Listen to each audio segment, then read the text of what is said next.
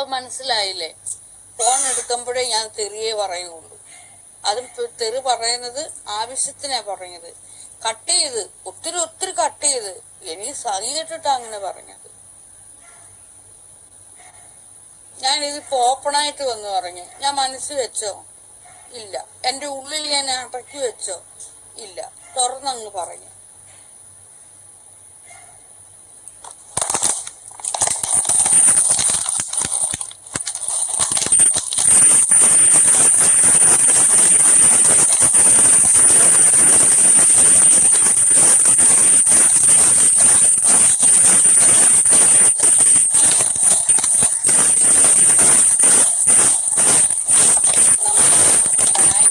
നമ്മുടെ ബാങ്കിലെ പണമാണ്.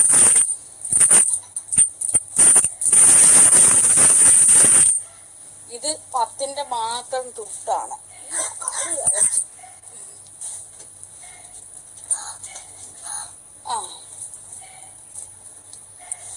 അതെല്ലാം പോട്ടെ. 7588755593 അതിലേക്ക് നമ്മുടെ ആശ്രമത്തിന് വേണ്ടുന്ന ക്യാഷ് എല്ലാരും ഇട്ടോളും. നമ്മുടെ ആശ്രമത്തിലേക്ക് വേണ്ടുന്ന ശ്രീദേവി 101 രൂപ ശ്രീദേവി ഇട്ടിരിക്കുന്നു.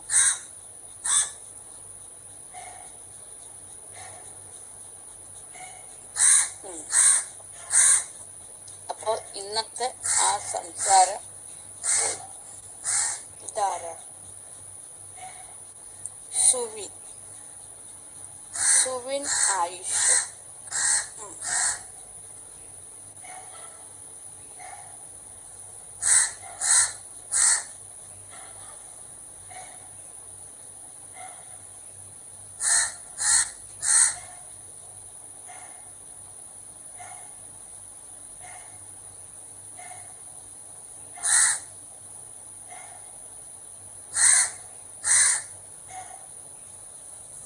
ദാനധർമ്മം ചെയ്തുകൊണ്ടേയിരിക്കുക.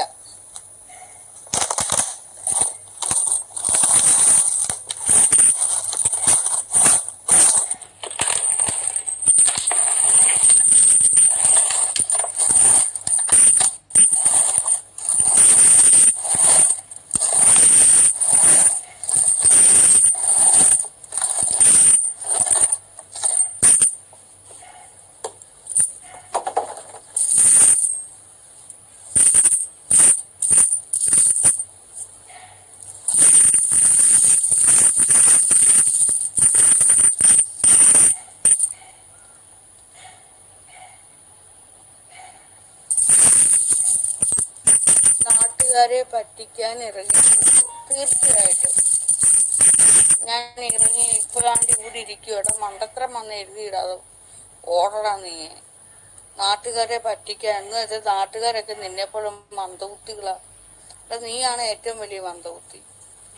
മനസ്സിലായോ? ഞാനിങ്ങനെ ഓരോ കാര്യങ്ങൾ പറഞ്ഞു കൊടുത്ത് ഇവിടെയുള്ള നാട്ടുകാർക്കെല്ലാം ഇച്ചിരി ബോധോദയം വന്നിട്ടുണ്ട്. ഇത്തിരി ബുദ്ധിയും കഴിവും ഒക്കെ എന്റെ ലൈവ് കണ്ടിട്ട് എല്ലാവർക്കും ഉണ്ടായിട്ടുണ്ട്.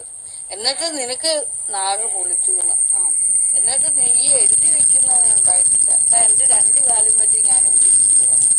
അല്ലാതെ നാട്ടുകാരുടെ ഓരോരുത്തരുടെയും വീട്ടിൽ പോയി അവരുടെ കയ്യിൽ നിന്ന് പൈസ വാങ്ങിക്കാൻ പോവല്ല.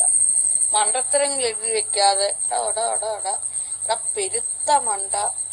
നീ എന്റെ ഉള്ളവനാണെന്നെങ്കിൽ നീ മണ്ടത്തരം എഴുതി ഇങ്ങനെ വെക്കാതെ. ഞാനിപ്പോ ഇവിടെ ഇരിക്കുകയാണ്. ഞാൻ നടക്കുന്നില്ല. മനസ്സിലായോ? നടക്കുന്നില്ല. ഒന്നത് ഈ നാട്ടുകാരെന്ന് പറയുന്ന ഓരോ വ്യക്തിയും എന്റെ ലൈവ് എല്ലാം കണ്ട് അവർക്ക് ബുദ്ധിയും ബോധവും വന്നവരാണ്. അവരുടെ വീട്ടിലേക്ക് ഞാൻ ഭിക്ഷപാത്രം എടുത്തോണ്ട് പോകുന്നില്ല. മനസ്സിലായോ?